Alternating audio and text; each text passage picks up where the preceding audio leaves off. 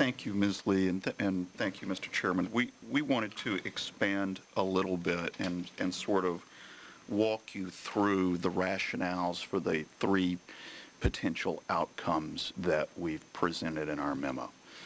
The first outcome would say, as Ms. Lee indicated, the first actually outcome one in our memo is one of the two outcomes that we're not recommending. And it would say that not only may Senator McCain not withdraw, but nobody may withdraw. And it is based in a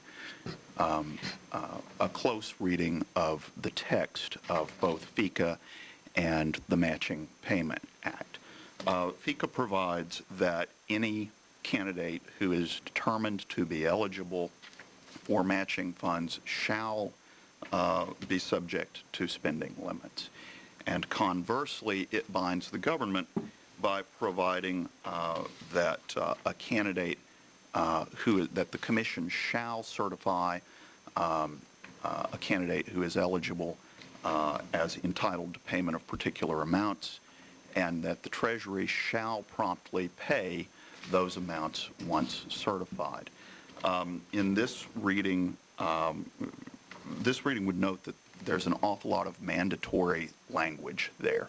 The candidate shall be bound to the limits, the government is bound, we shall certify, the Treasury shall pay, and that there's no indication in all of that mandatory language of any discretion to do anything other than what the statute says.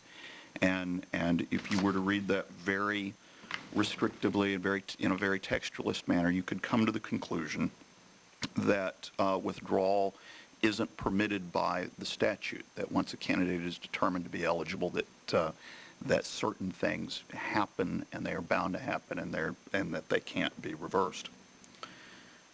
Alternatively, the Commission could as well determine that, well, no, there is nothing in the statute that specifically says in as many words that you can't withdraw.